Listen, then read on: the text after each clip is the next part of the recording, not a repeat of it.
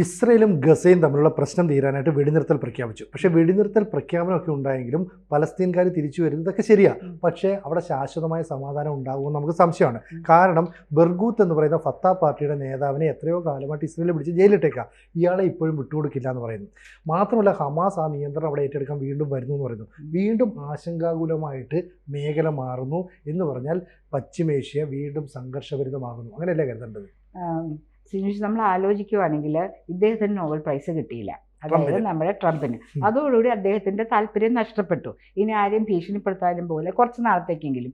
പക്ഷേ ഗാസയിലെ ജനങ്ങൾ വളരെ സന്തോഷത്തോടുകൂടി മടങ്ങി വരുന്ന ചിത്രങ്ങളൊക്കെ നമ്മൾ വിഷ്വൽ മീഡിയയിലൊക്കെ കണ്ടുകൊണ്ടിരിക്കുന്നുണ്ട്. അവർ എങ്ങോട്ട് മടങ്ങി വരാനാ? എല്ലാം തകർന്നും തരിപ്പടമായിട്ട് കിടക്കുകയാണ്. അവരുടെ വീടുകളും അപ്പാർട്ട്മെൻറ്റ്സും റോഡുകളും എല്ലാം തന്നെ. മടങ്ങി വന്നു എന്നല്ലാണ്ട് അവർക്കൊരു സ്വൈര്യ ജീവിതം അവിടെ സാധ്യമാകുമോ എന്ന് നമുക്കറിയില്ല. UN പറയുന്നുണ്ട് എല്ലാ രാജ്യങ്ങളും അവർക്ക് ഫുഡ് കൊടുക്കും, മരുന്ന് കൊടുക്കും, അവരുടെ ജീവിതത്തിന് ആവശ്യമായ വസ്ത്രങ്ങൾ കൊടുക്കും എന്നൊക്കെ പറയുമ്പോഴും ഇതിൻ്റെ അണിയറയിൽ അസംതൃപ്തരായ പാലസ്തീനുമുണ്ട്, ഇസ്രയേലുമുണ്ട്. കാരണം പാലസ്തീൻ്റെ ഫത്താ പാർട്ടിയുടെ നേതാവിനെയാണ് ഇപ്പോൾ വിട്ടുകൊടുക്കില്ല എന്ന് പറയുന്നത്. അദ്ദേഹത്തെ വിട്ടുകൊടുക്കില്ല. അദ്ദേഹം 2002 മുതൽ പ്രിസണിൽ കിടക്കുകയാണ്. പക്ഷെ പറയുകയാണെങ്കിൽ നമ്മുടെ ഹമാസിൻ്റെ ഓപ്പോസിറ്റ് സംഘടനയാണെങ്കിൽ പോലും അദ്ദേഹത്തിനെ വിട്ടു തരണമെന്ന് ഇവർ ആവശ്യപ്പെട്ടിട്ടുണ്ട്. പക്ഷേ ഇസ്രയേൽ ഇപ്പോൾ റിലീസ് ചെയ്ത 250 പേരുടെ ലിസ്റ്റിൽ ഈ പാലസ്തീൻ ആവശ്യപ്പെട്ട പല പ്രമുഖ നേതാക്കന്മാരുടെയും പേരുകളില്ല.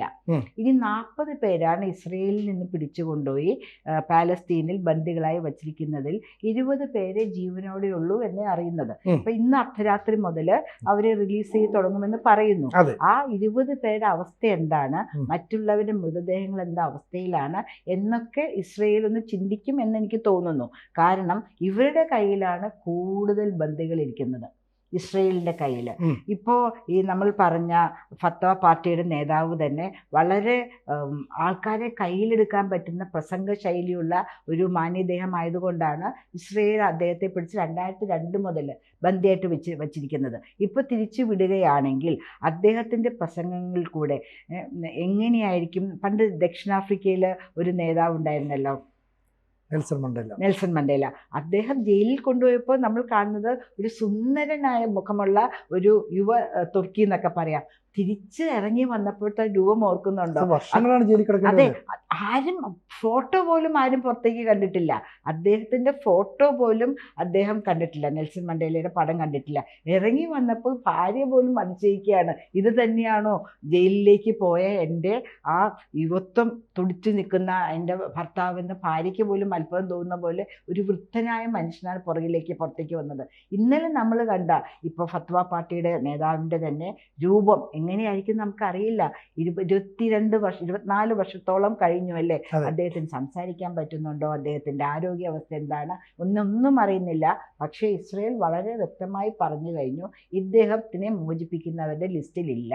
അതേപോലെ തന്നെ പാലസ്തീൻ ആവശ്യപ്പെട്ടിരിക്കുന്ന പലരുടെയും ഇല്ല.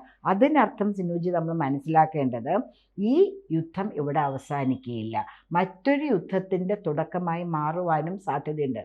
കാരണം 20 പേരാണ് ബന്ദികളായിട്ടിരിക്കുന്നത്. ലോകരാഷ്ട്രങ്ങളിൽപ്പെട്ട പലരുമുണ്ട്. അവരെ റിലീസ് ചെയ്തതിന് പകരമായി ഇവർ കുറച്ച് പേരെ കൊടുക്കുന്നു. ഇവർ ആവശ്യപ്പെടുന്നവരില്ല. അപ്പോൾ നമുക്ക് ചൊറിഞ്ഞു വരുമോ? അത് ചേച്ചി, 48 പേരാണ് ഇപ്പോൾ ഔദ്യോഗികമായിട്ട് ഇസ്രായേലിൻ്റെ കയ്യിൽ നിന്ന് അല്ലെങ്കിൽ ബന്ദികളാക്കി ഇസ്രായേലുണ്ടെന്ന് പറയുന്നു. ഈ 20 പേർക്ക് ജീവനുള്ളൂ, 20 പേരെ ജീവനുള്ളൂ. ഈ 20 പേർക്കും ജീവനുണ്ടെന്ന് ഉറപ്പില്ല. കാരണം ഇവരെ പലരെയും ബങ്കറിലും മറ്റുമാണ് ഒളിപ്പിച്ചത്. ശരിക്കും പറഞ്ഞാൽ ഗസ എന്ന് പറയുന്നത് ഇപ്പോൾ ഒരു കോൺക്രീറ്റ് കൂമ്പാരങ്ങളുടെ ശവക്കല്ലറയായിട്ട് മാറും.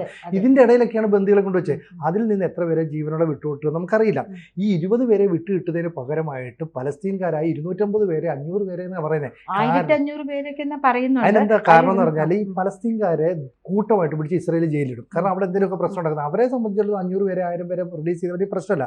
പക്ഷേ 20 പേർക്ക് വരെ 250 500 എന്ന് പറഞ്ഞിട്ട് ഒരു വിലപേശൽ തന്ത്രമാണ് നടത്തുന്നതെങ്കിൽ ഞങ്ങൾ അംഗീകരിക്കില്ല. ഇപ്പം എന്ത് പറ്റുന്നതെന്ന് പറഞ്ഞാൽ ഈജിപ്തിൽ ഒരു അന്തിമ ചർച്ച നടത്തണം.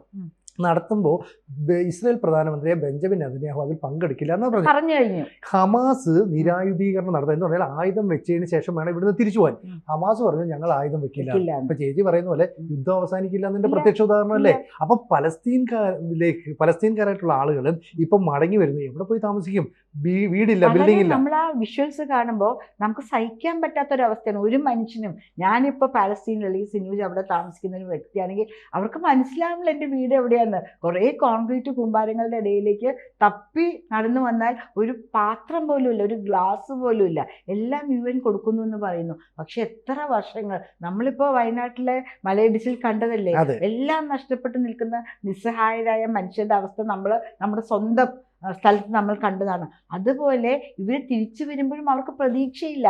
എത്ര നാളത്തേക്കാണ് ഞങ്ങളുടെ സ്വന്തം മണ്ണിൽ ഞങ്ങൾക്ക് ഇനി റോഡില്ല, കെട്ടിടമില്ല, ഒന്നുമില്ല, ടെൻ്റ് അടിച്ചാണെങ്കിൽ പോലും എത്ര നാൾ താമസിക്കാൻ പറ്റുമെന്ന് അറിയാത്ത അവസ്ഥയിലേക്കാണ് വരുന്നത്. കാരണം ഒരു മധ്യസ്ഥ രാജ്യമായ ഈജിപ്തിൻ്റെ ക്ഷണങ്ങൾ വരെ രണ്ട് രാജ്യങ്ങളും നിരാകരിച്ചിരിക്കുന്നു. അവർ മുന്നോട്ട് വച്ചിരിക്കുന്ന ഉപാധികൾ ഇസ്രയേലും പറഞ്ഞു നോ, പാലസ്തീനും പറഞ്ഞു നോ. രണ്ടുപേരും ആയുധം താഴെ വയ്ക്കാൻ തയ്യാറല്ല. അപ്പോൾ എപ്പോൾ വേണമെങ്കിൽ, ഇന്ന് അർദ്ധരാത്രി മുതലാണെന്ന് പറയുന്നു, അർദ്ധരാത്രിയിൽ ബോംബാണോ പൊട്ടുന്നതെന്ന് നമുക്കറിയില്ല. കടന്നു വരുന്ന മനുഷ്യരുടെ നേരെ, രണ്ട് അതിർത്തി ഉണ്ടല്ലോ, വരുന്ന മനുഷ്യരുടെ നേരെ എവിടെ നിന്നാണ് മിസൈൽ വരുന്നതെന്ന് പറയാൻ പറ്റില്ല. സത്യമായിട്ട് ഞാൻ പ്രാർത്ഥിച്ചുകൊണ്ടിരിക്കുകയാണ്, ദൈവമേ യാതൊരു പ്രശ്നവുമില്ലാണ്ട് അവർ അങ്ങോട്ടും ഇങ്ങോട്ടും ക്രോസ് ചെയ്ത് പോകണമെന്ന്. കാരണം നമ്മളുടെ ഒരു ബ്രദർ അങ്ങനെ പറയാൻ പറ്റില്ല. കാരണം ഹമാസ് എന്ന് പറയുന്ന ഭീകര സംഘടനയ്ക്ക് അവിടെ നിലനിൽക്കണമെങ്കിൽ അവിടെ ആക്രമണം അല്ലെങ്കിൽ അവിടെ സ്ഫോടനങ്ങൾ, അവിടെ പ്രശ്നങ്ങൾ ഉണ്ടായിക്കൊണ്ടിരിക്കണം.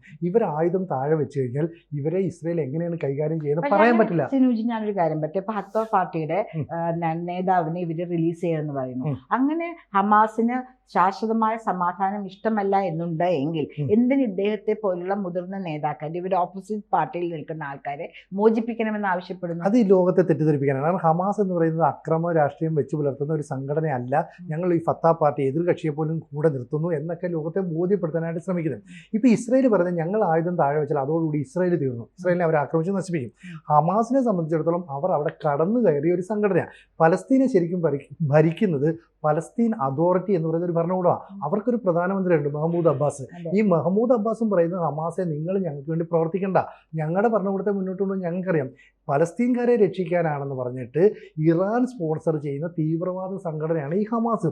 അതുകൊണ്ട് നിങ്ങൾ ആയുധം കീഴടക്കണം, അല്ലെ ആയുധം വെക്കണം, എന്നിട്ട് നിങ്ങൾ ഈ രാജ്യം വിട്ടുപോകണം. ഇവർ രാജ്യം വിട്ടുപോയാൽ മറ്റേതെങ്കിലും രാജ്യം ഇവരെ സ്വീകരിക്കണം. തൊട്ടടുത്തുള്ള രാജ്യങ്ങൾ ജോർദാനാണ്, ഈജിപ്റ്റാണ്. രണ്ട് രാജ്യങ്ങളും വാതിൽ കൊട്ടിയടച്ചു. ഇല്ല, അവർക്ക് പേടിയല്ലേ ഇതേപോലത്തെയുള്ള ഭീകരപ്രവർത്തകർ വന്നാൽ അവിടുത്തെ സ്വൈര ജീവിതം നശിക്കും. അതെ, ആ നാടിന്റെ സ്വൈര്യം എങ്ങനെ അവർ കളയുന്നത്? അതെ. അപ്പോ ഈ പാലസ്തീൻകാർ ചെയ്യേണ്ടത്, പാലസ്തീൻ ഗവൺമെന്റ് ചെയ്യേണ്ടത് ഇവരെ സഹായിക്കില്ല, ഇവർക്ക് നിങ്ങൾ താമസിക്കാൻ പറ്റില്ല, നിങ്ങളുടെ പാസ്പോർട്ടോ വോട്ടവർ അത് ഞങ്ങൾ റദ്ദ് ചെയ്യും, നിങ്ങൾ ഇവിടെ കടന്നു കയറി ഞങ്ങളെ ആക്രമിക്കുന്ന ആളുകളാണെന്ന് ശക്തമായൊരു നിലപാട് പാലസ്തീൻ ഭരണകൂടം എടുക്കണ്ടേ? അതെ. എന്നാൽ മാത്രമല്ല ഇവർക്ക് എന്തെങ്കിലും ഇതുണ്ടാവുള്ളൂ. ഇപ്പൊ ഇവര് ശരിക്കും പറയുകയാണെങ്കിൽ കാശ്മീരിലൊക്കെ ടെററൈസ് ചെയ്ത് കയറി വന്ന് ഹിന്ദുക്കളെ പുറത്താക്കിയതുപോലെ പാലസ്തീനിൽ കയറി വന്ന് അവിടെ താമസിക്കുന്ന പാലസ്തീനികളെ, സമാധാനം ആഗ്രഹിക്കുന്ന പാലസ്തീനികളെ പേടിപ്പിച്ച് വിറപ്പിച്ച് ആയുധത്തിന്റെ മുൾമുനയിൽ നിർത്തിയിരിക്കുകയാണ് ഈ ഹമാസ് എന്ന് പറയുന്ന. ഈ ഫത്താ പാർട്ടിയെ തോക്കിന്റെ മുനയിൽ നിർത്തിയാണ് അവർ ഓടിച്ചത്. അല്ലെങ്കിൽ അവിടെ ഫത്താ പാർട്ടി അധികാരത്തിൽ പകരം ഹമാസ് അധികാരം ഏറ്റെടുത്തതും അവിടുത്തെ ജനങ്ങൾ പ്രതികരിക്കുമ്പോൾ അവരെ ഹ്യൂമൻ ഷീൽഡാക്കി വെച്ചുകൊണ്ട് ഇസ്രായേൽ നേരെ ആക്രമണം നടത്തും. ഇസ്രായേൽ സഹി കെട്ടിട്ട് അവരുടെ ടാങ്കറുകൾ, അവരുടെ സൈന്യത്തെ എല്ലാം വെച്ചേക്കുക.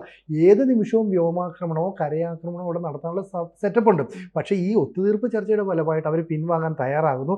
ഇവരുടെ ഡിമാൻഡ് ഒന്നുകിൽ ഇവർ ആയുധം വെച്ചിട്ട് ഇവിടെ വിട്ടുപോകണം ഹമാസ്, അതല്ലെങ്കിൽ ഞങ്ങളുടെ ബന്ദികളെ മുഴുവൻ വിട്ടു തരണം. ഇത് രണ്ടും നടക്കാൻ പോയില്ല. കാരണം ചേച്ചി പറഞ്ഞ പോലെ എത്ര ബന്ദികൾക്ക് ജീവനുണ്ടെന്ന് നമുക്കറിയില്ല. ഇനി മരിച്ച ബന്ദികളുടെ ഡെഡ് ബോഡി എവിടെ വെച്ച് അവസ്ഥ എന്താണെന്നല്ല, ഡെഡ് ബോഡിയുടെ അവസ്ഥ എന്താണെന്നറിയില്ല. കണ്ണുകൾ ചുഴന്നെടുത്തിട്ടുണ്ടോ, അവയവങ്ങൾ മുറിച്ച് കളഞ്ഞിട്ടുണ്ടോ, അതൊക്കെ ഒരു കുടുംബത്തിനോ അല്ലെങ്കിൽ ഒരു സമൂഹത്തിനോ ഉൾക്കൊള്ളാൻ പറ്റാത്ത കാര്യങ്ങളാണ്. അപ്പോൾ ആ ബോഡികൾ കിട്ടുമ്പോഴത്തെ ആ അവസ്ഥയും കൂടെ നോക്കും. അതുപോലെ ഹ്യൂമൻ ഷീൽഡിനെ കുറിച്ച് പറഞ്ഞില്ലേ, സ്ത്രീകളെയും കുട്ടികളെയാണ് മുന്നിൽ നിർത്തുന്നത്.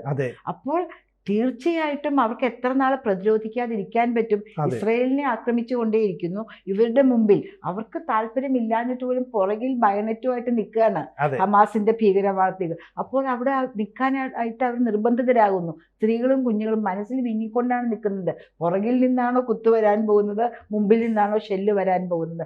ഇങ്ങനെ ഒരു മനസാക്ഷി ഇല്ലാതെ പ്രവർത്തിക്കുന്ന ഹമാസിനെ കൊണ്ട് ആയുധം കീഴെ വയ്പ്പിക്കാനായിട്ട് പാലസ്തീനിലെ തെരഞ്ഞെടുക്കപ്പെട്ട അല്ലെങ്കിൽ അംഗീകൃതമായ ഭരണകൂടത്തിന് കഴിയുമോ എന്ന് നമ്മൾ ചിന്തിക്കണം, അല്ലേ? അതെ. അവർക്ക് സമാധാനം വേണമെങ്കിൽ ഹമാസ് ആ രാജ്യം വിട്ട് പോയേ പറ്റൂ. പക്ഷെ ഹമാസിനെ കയ്യിൽ നീട്ടി സ്വീകരിക്കാൻ സമാധാനം കാംക്ഷിക്കുന്ന ഒരു ലോകരാഷ്ട്രവും തയ്യാറല്ല.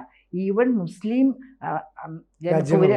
ഭൂരിപക്ഷമുള്ള രാജ്യങ്ങൾ പോലും അങ്ങോട്ടേക്ക് ഇരുന്ന് വാങ്ങാൻ തയ്യാറല്ല ഭീകരവാദികളെ.